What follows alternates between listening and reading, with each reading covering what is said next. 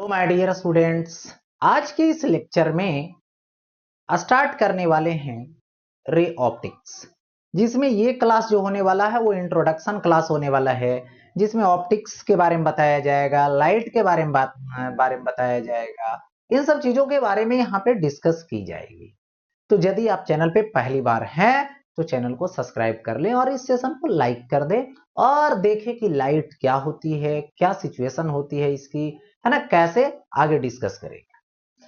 देखिए, तो सबसे पहले आता है ऑप्टिक्स। ऑप्टिक्स क्या है? तो एक ब्रांच है फिजिक्स की, जिस ब्रांच में क्या करते हैं कि जो लाइट की नेचर है, जो लाइट की प्रॉपर्टी है, उसी की स्टडी करते हैं। ऐसे तो लाइट की ड्यूल नेचर होती है, एक होती है पार्टिकल नेचर और एक होता है वेव नेचर। ओके, तो यहां पर नेचर से रिलेटेड बात करने वाले हैं, उसकी प्रॉपर्टीज से रिलेटेड बात करने वाले हैं, तो वही क्या होता है? ऑप्टिक्स। लेकिन ऑप्टिक्स में हीरो जो है वो कौन है? लाइट है। लाइट क्या होती है ये भी तुरंत आने वाला है, बट ये जो क्लास है वो समझिए जीरो लेवल से, मतलब छोटी छोटी बातें इसमें बतलाने वाले। अब देखिए आगे, तो सबसे पहले ये जो ऑप्टिक्स है इसकी दो पार्ट्स है, दो ब्रांच है। एक को बोलते हैं रे ऑप्टिक्स, जिसका एक और नेम है जिसको बोलते हैं ज्योमेट्रिकल ऑप्टिक्स, और सेकेंड ब्रांच है, सेकेंड पार्ट है ऑप्टिक्स की, जिसको बोलते हैं वेव ऑप्टिक्स। अब देखिए, ये रे ऑप्टिक्स और ये वेव ऑप्टिक्स होता क्या है? देखिए, होता क्या है कि लाइट की जो प्रोपेगेशन होती है वो स्ट्रेट लाइन में होती है और एनर्जी का प्रोपेगेशन उसी के साथ होती है, तो उसको एक वेक्टर फॉर्म में दिखा दिया जाता है, तो वो बन जाता है रे। और उसी के फेनोमेना के बारे में स्टडी करेंगे, उसी के अकॉर्डिंग लाइट को डिस्कस करने लगेंगे, तो वो हो जाएगा रे ऑप्टिक्स, जिसमें एक पढ़नी है जिसको बोलते हैं रिफ्लेक्शन ऑफ लाइट, जिसमें लेंस, मिरर, प्रिज्म ये सब आएगा, और रिफ्लेक्शन, रिफ्रैक्शन, रिफ्लेक्शन, रिफ्रैक्शन, जिसमें लेंस, मिरर और प्रिज्म आएगा। मिरर से रिफ्लेक्शन होगा, लेंस और प्रिज्म से रिफ्रैक्शन होगा, इस तरीके से। तो सेकेंड जो पार्ट्स हैं इसमें देखिए होता क्या है, वेव ऑप्टिक्स। लाइट जो है वो इलेक्ट्रोमैग्नेटिक वेव है, ओके, और उस वेव नेचर से रिलेटेड यदि हम स्टडी करेंगे, उससे रिलेटेड जो फिनोमेना है उसकी स्टडी करने लगेंगे, मतलब उस नेचर के अकॉर्डिंग जब डिस्कस करने लगेंगे, डील करने लगेंगे, तो वो हो जाएगा वेव ऑप्टिक्स। तो इसमें फिनोमेना जो आएगा वो आएगा इंटरफेरेंस, डिफ्रैक्शन, पोलराइजेशन, सभी अलग अलग टॉपिक्स हैं, वो अलग अलग डिस्कस किया जाएगा आगे टॉपिक में, तो ये हो जाएगा वेव ऑप्टिक्स। लेकिन ये जो पूरे ऑप्टिक्स पढ़ने वाले हैं, इसमें हीरो कौन बनेगा? तो लाइट बनेगा। तो चलते हैं लाइट का एक नजर डालते हैं लाइट पे कि लाइट का क्या क्या सिचुएशन है, क्या क्या कंडीशन है। तो सबसे पहले व्हाट इज लाइट? ठीक है, light is a type of electromagnetic radiation, या फिर बोल सकते हैं लाइट जो है वो इलेक्ट्रोमैग्नेटिक जो वेव होती है उसका एक मेंबर है। इलेक्ट्रोमैग्नेटिक वेव जो रेडिएशन है उसका एक मेंबर है, बस स्मॉल पार्ट है, ठीक है, that allows the human eye to see और मेक ऑब्जेक्ट्स विजिबल। यानी ये क्या करता है, ह्यूमन का जो आई है उसके लिए ऑब्जेक्ट को विजिबल बनाता है। मतलब किसी भी ऑब्जेक्ट को यदि आपको देखनी है तो लाइट नेसेसरी है, लाइट नहीं होगी तो हम किसी ऑब्जेक्ट को देख नहीं पाएंगे। जैसे डेली लाइफ में अपना देखिए कि डे है तो सनलाइट है, नाइट होती है तो बल्ब जलाते हैं, मरकरी जलाते हैं, ये सब चीजों से जो लाइट आती है उसके प्रेजेंस में हम लोग ऑब्जेक्ट को देखते हैं। यदि लाइट प्रेजेंट नहीं होगी तो हम लोग किसी ऑब्जेक्ट को देख नहीं पाएंगे, क्योंकि किसी भी ऑब्जेक्ट को देखने के लिए दो फैक्टर जरूरी है, एक होता है लाइट और एक होता है आई।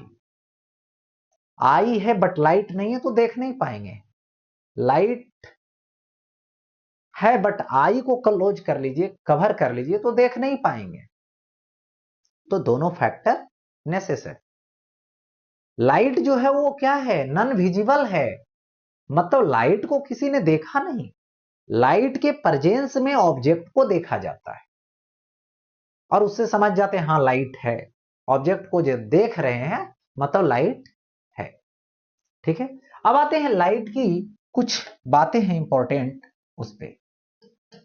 Light is a form of energy, मैंने पहले बोल रखा कि लाइट क्या है, इलेक्ट्रोमैग्नेटिक वेव का पार्ट है, जो कि क्या है, एक प्रकार की रेडिएशन एनर्जी है। ठीक है, यानी light is a form of energy. Nature of light is transverse wave, यानी लाइट जो है वो क्या है, ट्रांसवर्स वेव है, क्योंकि ट्रांसवर्स वेव में क्या होती है कि जिस डायरेक्शन में प्रोपेगेशन होता है उसके परपेंडिकुलर डायरेक्शन में ओसिलेशन होती है। तो ये इलेक्ट्रोमैग्नेटिक वेव है। तो इसमें ओसिलेशन की यदि बात करूं तो देखिए, सपोज कर लीजिए कि ये वाई एक्सिस है और ये क्या है, एक्स एक्सिस है, और यहां पे ये जेड एक्सिस है। बट इलेक्ट्रिक फील्ड यहां पर ओसिलेट करता है वाई एक्सिस पे, तो यहां पर देखिए इस तरीके से ऐसे, तो यहां पर देखिए ओसिलेशन हो रहा है, इस तरीके से ओसिलेशन हो रहा है वाई एक्सिस पे और प्रोपेगेशन हो रहा है एक्स एक्सिस पे।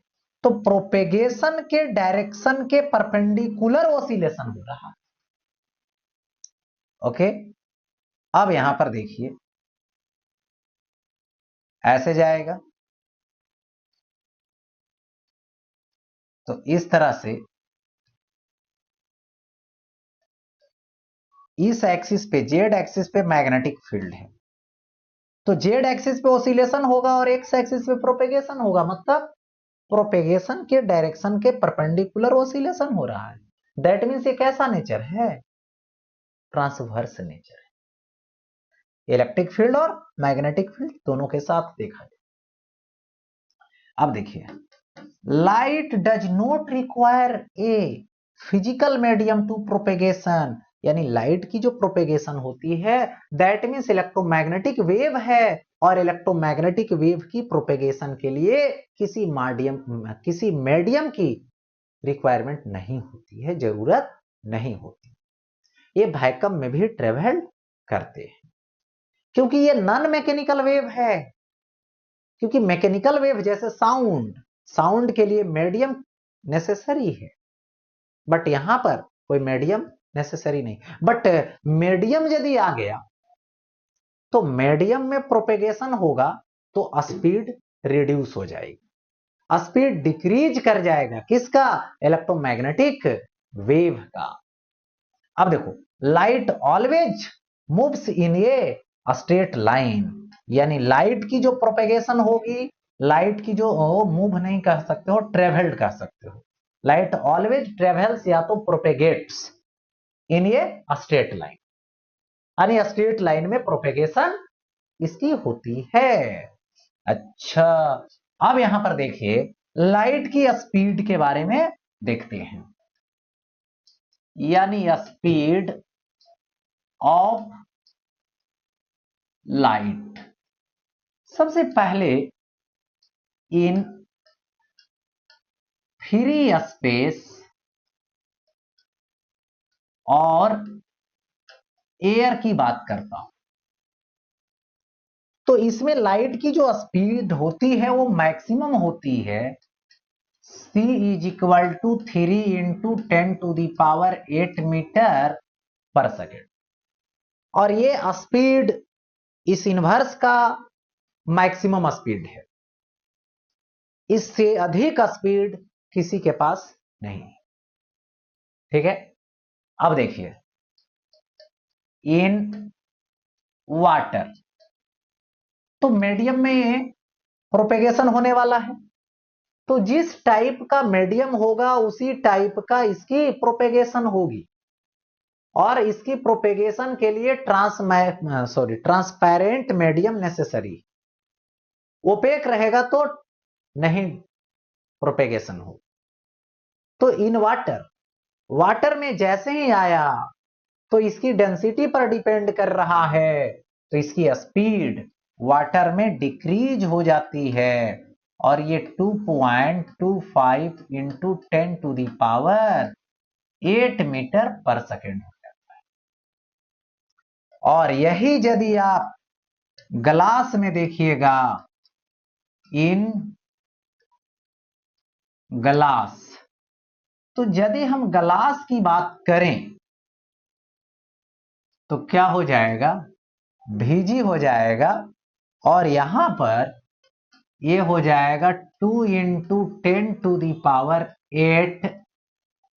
मीटर पर सेकेंड हो जाएगा। यानी यहां पर ग्लास की बात हो गई, ग्लास में इसकी स्पीड रिड्यूस हो जाती है, डिक्रीज कर जाती है।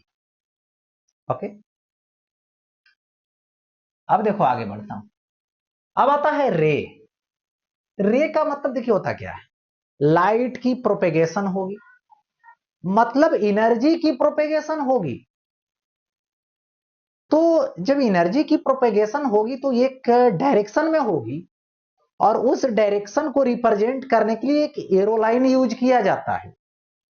और जब मैं एरोलाइन यूज करते हूं, जब एरोलाइन देता हूं जिसके डायरेक्शन में लाइट एनर्जी की प्रोपेगेशन होती है, वही क्या हो जाता है, रे हो जाता है। उसी को क्या बोलूंगा, रे बोलूंगा। यानी the path along which light energy travels in A given direction. तो डायरेक्शन लगाना हो तो वेक्टर तो लगाना पड़ेगा, और वो एरोड लाइन लगाना पड़ेगा, वही क्या हो जाता है, is called ray of light. किसी भी सोर्स से जब लाइट इमिट होती है, सपोज कीजिए सन, या तो मरकरी, या तो कोई बल्ब, तो उसमें क्या होती है, जब लाइट एनर्जी प्रोपेगेट करेगी तो लाइट रे जो आएगी वो ग्रुप में आएगी, और वो ग्रुप में जब आएगी, कलेक्शन के रूप में आएगी, तो वही क्या होता है, बीम ऑफ लाइट होता है। That means beam of light, यानी ये collection of number of rays of light is called beam of light. ठीक है, क्या हो जाएगा, ये collection of number of rays of light is called beam of light. हो गया ऐसा, ये हो गया। अब ये जो बीम ऑफ लाइट है वो तीन तरीके की होती है। एक होता है जिसको बोलते हैं यहां पर फर्स्ट में पैरेलल बीम। अब यहां से पैरेलल बीम आएगा, ये देखिए पैरेलल बीम आएगा, यानी पैरेलल रेज होगी तो पैरेलल बीम ऑफ लाइट हो जाएगा। और यहां पे यही सेकेंड में एक आएगा diverging beam, diverging that means देखिए, यहां पे सपोज कर लीजिए कि कोई सोर्स है, पॉइंट सोर्स, ठीक है, और ये ऑल डायरेक्शन में लाइट सेंड कर रहा है, इस तरीके से सेंड कर रहा है, यानी बिखेर रहा है, तो यही क्या हो जाएगा, डाइवर्जिंग बीम ऑफ लाइट। यानी एक पॉइंट से ऑल डायरेक्शन में जाना ही क्या है, डाइवर्जिंग है। और एक होता है यहां पर थर्ड, जिसको बोलते हैं कॉन्वर्जिंग बीम। ओके, तो कॉन्वर्जिंग बीम यदि लीजिएगा तो देखिए होता क्या है, इधर से लाइट आई इस पॉइंट पे, इधर से आएगी, इधर से आएगी, इधर से आएगी और इधर से आएगी, तो यहां पे सभी क्या हो गया, कॉन्वर्ज हो गया। तो इसी को क्या बोला जाएगा, कन्वर्जिंग बीम। इसी को क्या बोलेंगे, कन्वर्जिंग बीम ऑफ लाइट बोलेंगे। तो इस तरीके से इसे बीम ऑफ लाइट 3 तरीके को देखने को मिलेगा। अब देखिए आगे, लाइट के अकॉर्डिंग जो मटेरियल मीडियम है या तो ऑब्जेक्ट है, इसको 3 कैटेगरी में देखा जाता है। क्योंकि सोर्स के रूप में देखें लाइट का तो 2, एक होता है ल्यूमिनियस जो लाइट को इमिट करता है, जिसके पास खुद का लाइट हो वो ल्यूमिनियस होता है, जैसे मरकरी है, बल्ब है, लैंप है, सन है, स्टार्स है, ये सब सभी के सभी ल्यूमिनियस है। बट जिसके पास खुद का लाइट नहीं है वो क्या है, नॉन ल्यूमिनियस है। लेकिन यहां पे ऑब्जेक्ट की कैटेगरी देखिए, एक होती है जिसको बोलते हैं ट्रांसपेरेंट। ट्रांसपेरेंट का मतलब हुआ कि जिससे लाइट क्रॉस कर सके फुल्ली कंप्लीटली, जिसको बोलते हैं आर पार हो जाए लाइट, वही क्या है, ट्रांसपेरेंट है। सपोज दैट एयर की बात करें, एयर में किसी भी ऑब्जेक्ट को रखे हुए तो उसको क्या कर रहे हैं, देख रहे हैं, क्योंकि हम लोग एयर से कवर हैं, हमारे सराउंडिंग पूरा क्या है, एयर है। बट इसके पर यहां पे जितने भी ऑब्जेक्ट प्रेजेंट है सभी को देख रहे हैं, सभी विजिबल है, मतलब एयर में लाइट क्या होती है, क्रॉस कर रही। प्योर वाटर की बात कीजिए, प्योर वाटर भी क्या है, ट्रांसपेरेंट है। यदि ग्लास प्लेट की बात करें तो ग्लास प्लेट भी क्या है, ट्रांसपेरेंट है। ओके, अब आता है सेकंड जिसको बोलते हैं ट्रांसलूसेंट। ट्रांसलूसेंट का मतलब हुआ कि जिससे लाइट पार्शियली क्रॉस करे। पार्शियली क्रॉस करना मतलब कंप्लीटली पास नहीं करना, जैसे फॉग हो गया, ड्यू हो गया, ठीक है, स्मोक हो गया, यानी ये सब डर्टी वाटर हो गया, मतलब किसी ग्लास प्लेट को रब कर दो उसके बाद देखो धुंधला दिखेगा, यानी कंप्लीटली लाइट पास नहीं होगी। तो ये सब क्या, कॉटन क्लॉथ हो गया, है ना, ये सब जितने भी आएंगे सभी के सभी ट्रांसलूसेंट होंगे, मतलब पार्शियली दिखेगा उससे। ठीक है, अब देखिए थर्ड होता है जिसको ओपेक बोलते हैं, जैसे वाल हो गया, ईट हो गया, ठीक है, वुड प्लेट हो गया। तो ये सब क्या है कि इसके मतलब एक तरफ से दूसरे तरफ, एक साइड से दूसरे साइड आप देख नहीं सकते हैं, एक साइड से दूसरे साइड लाइट पास नहीं हो सकती है, तो उसी को क्या बोला जाता है, ओपेक बोला जाता है। और इसी ओपेक से क्या होती है, शैडो बनती है। मतलब देखिए हमारे पीछे लाइट है और हमसे लाइट पास नहीं हो पा रही है, तो मेरा शैडो यहां पे दिख रहा है, वो क्या है, एक डार्क फील्ड है। वो क्या है, डार्क फील्ड है। मतलब जब लाइट किसी ओपेक ऑब्जेक्ट पे जाके इंसिडेंट होती है, उसको क्रॉस नहीं कर पाती है, तो सोर्स के अपोजिट डायरेक्शन में उस ऑब्जेक्ट के मतलब नजदीक एक डार्क फील्ड बनना शुरू हो जाता है, किसी स्क्रीन पे या तो ग्राउंड पे, वही क्या है, शैडो है। शैडो है डार्क फील्ड। ओके, देखिए यहां पे सपोज कीजिए कि यहां पर हमने एक ओपेक ऑब्जेक्ट दे रखा, ठीक है, और यहां पर सपोज कीजिए कि ये ग्राउंड है। ओके, और यहां पर हमने क्या रखा, यहां पे सन रखा, सॉरी सन रखा नहीं, सोर्स ऑफ लाइट रखा, क्योंकि सन तो फिक्स है, ठीक है। और यहां से लाइट जाने लगी, जाने के बाद क्या हुआ कि इधर से जो लाइट आएगी ऐसे, वो ऐसे तो चल जाएगी, ठीक है, इस तरीके से चल जाएगी। अब यहां पर होता क्या है कि इसके नियरेस्ट, इसके जस्ट नीचे जितने भी लाइट्स होंगे सब क्या होंगे, ये वाल या तो ये ऑब्जेक्ट जो ओपेक है वो रोक लेगा, जाने देगा नहीं। और जाने नहीं जब देगा तो यहां पर देखिए एक जो है से नीचे में डार्क फील्ड जैसा अपीयर होगा। ओके, और यही डार्क फील्ड क्या है, तो यही तो शैडो है, इसी को शैडो बोलते हैं। और यहां पे देखने को मिलेगा कि इसकी हाइट जो है वो हाइट h है, और यहां पर इसकी जो लेंथ है, शैडो की लेंथ, वो l है।